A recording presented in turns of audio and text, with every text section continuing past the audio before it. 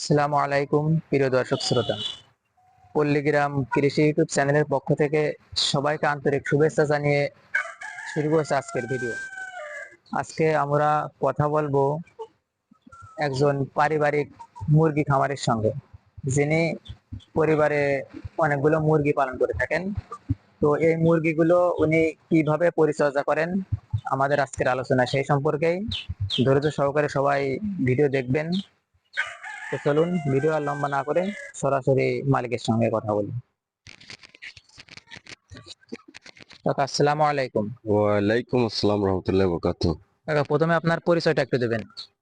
আমার নাম মোহাম্মদ জসিমউদ্দিন, গ্রাম জগমোহনপুর। তো তো আপনি কি শুধু মুরগি পালনই করেন নাকি অন্য কোনো কাজও করেন? না, আমি ইজি বাইক চালাই এবং পাশাপাশি এটা করি।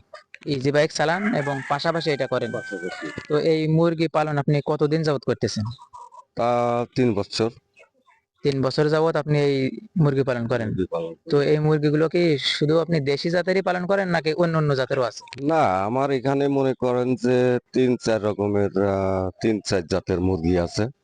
মনে করেন যে পাকিস্তানি আছে, সোনালী আছে, তারপরে আপনার টাইগার মুরগি আছে। এগুলা সবগুলাই মিলে আর কি আমি। তো এই সব জাতের মুরগি আপনি এই এই মুরগিগুলার আপনি বাচ্চাকে নিজেই উৎপাদন করেন নাকি বাজার থেকে কেনেন? হ্যাঁ, প্রথমে মানে বাজার থেকে কিনেই আমার আছে শুরু করা। তারপরে এখন বাড়ি থেকেই ডিম পাই এবং বাড়ি থেকেই বাচ্চা ফোটাই।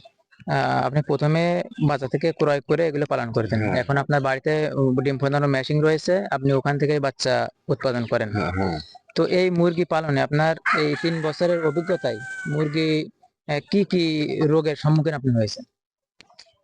আমার মুরগির মনে করেন যে বিশেষত ঠান্ডা ঠান্ডা জ্বর এগুলা আহ, খুব আহ, বেশি হয়। আচ্ছা, তারপর দ্বিতীয়ত দেখা যাচ্ছে যে ওই যে আপনার যেটা রানীক্ষেত রোগ, এটা হয়। এটার জন্য আমি সাথে সাথে ট্রিটমেন্টের ব্যবস্থা করি, তাতে ইনশাল্লাহ সমস্যা হয় না। যাক আলহামদুলিল্লাহ, আপনি নিজেই এই কিছুটা প্রশিক্ষিত যে কি রোগ হলে কি হ্যাঁ, করতে হবে। আমি মনে করেন যে বিশেষ করে আমার ডাক্তারও আছে পাশাপাশি, আমি ডাক্তারের পরামর্শ অনুযায়ী ওষুধ নিয়ে এটা ব্যবহার করি। আচ্ছা আচ্ছা তো আচ্ছা। তাতে তো এই যে আপনার বিশেষ করে আমি শুনেছি যে বিশেষ করে মুরগি শীতের সময় একটু বেশি অসুস্থ হয়। তো সামনে তো শীত আসতেছে, এর জন্য কি আপনার আলাদাভাবে মুরগি কোনো পরিচর্যা করা লাগে কিনা? অবশ্যই অবশ্যই যে আমার মুরগি যেখানে রাখবো ওখানে মনে করেন যে আমার হচ্ছে জায়গাটা যাতে গরম থাকে, যাতে ঠান্ডা আবহাওয়া প্রবেশ না করতে পারে ঘরের ভিতরে, এগুলা আমার কন্ট্রোল রাখতে হবে। তার জন্য আমি হচ্ছে সাইডে পলিথিন ব্যবহার করতে পারি বা কাপড় ব্যবহার করতে পারি, এগুলো করে ঠান্ডাটার কন্ট্রোল করার চেষ্টা করি। যাক আলহামদুলিল্লাহ, এতক্ষণ আমরা শুনছিলাম খামারের মালিকের কথা। তো আপনারা যারা বাড়িতে থাকেন, এই মুরগি পালন কিন্তু অল্প খরচে অধিক লাভের একটা ব্যবসা। এই মুরগি পালনে আপনারা যেরকম পরিবারের ডিম এবং মাংসের চাহিদা পূরণ করতে পারবেন, এবং পাশাপাশি আপনারা এই মুরগির ডিম এবং মাংস এগুলা বিক্রি করে পরিবারে কিছু বাড়তি আয়ের উৎস এখান থেকে তৈরি করতে পারবেন। তো এই মুরগি ফ্যামিলির গৃহিণীরাও কিন্তু অতি সহজেই পালন করতে পারে। এদের জন্য অতিরিক্ত আলাদা কোনো খাদ্য ক্রয় করা লাগে না। আপনার পরিবারের যে খাবারগুলো নষ্ট হয়ে যায়, এই খাবারেই কিন্তু আপনি সহজেই দেশি মুরগি পালন করতে পারবেন। তো আমরা যারা বাড়িতে একটু জায়গা আছে, তারা সবাই দেশি মুরগি পালনে উৎসাহিত হই।